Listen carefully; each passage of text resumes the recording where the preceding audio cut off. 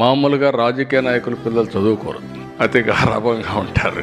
వాళ్ళ తాతగారు సీఎం అయిన తర్వాత ఆయన పుట్టాడు, ఆ తర్వాత నేను సీఎం అయ్యాను. కాబట్టి చాలామంది ఏమనుకుంటారంటే మనం చదువుకోకపోయినా పర్వాలేదు జరిగిపోతుందని చదువు మానేస్తూ ఉంటారు, అన్ని అలవాట్లు నేర్చుకుంటారు.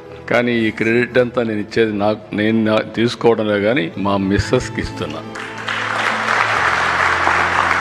నేను ఆయన చదువుకున్నంత వరకు స్కూల్కి ఎప్పుడు పోలేదు, ఎప్పుడూ కామెంట్ చేసేవాళ్ళు మీరు రావడం లేదని. కానీ ఒకే ఒక పని చేశాను.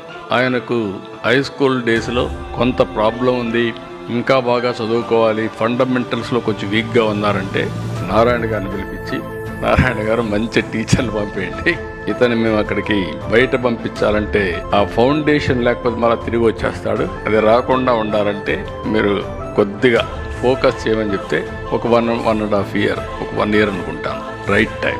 అక్కడి నుంచి ఎఫెక్టివ్గా కోచింగ్ ఇప్పించా, సప్లిమెంటేషన్. అది అయిన తర్వాత కానిగి మెలని పంపించాలంటే మెరిట్తో రాజిరెడ్డి గారు అక్కడ తీసుకున్నా. ఆ తర్వాత ఆయన స్వశక్తితో వరల్డ్ బ్యాంక్లో పనిచేశాడు, అప్రెంటిస్గా ఒక కంపెనీలో పనిచేశాడు, సింగపూర్ పిఎం ఆఫీసులో పనిచేశాడు. దెన్ ఆటోమేటిక్గా స్టాన్ఫోర్డ్లో వాళ్ళే పిలిచి ఎంపిక చేసుకునే పరిస్థితికి వచ్చారు.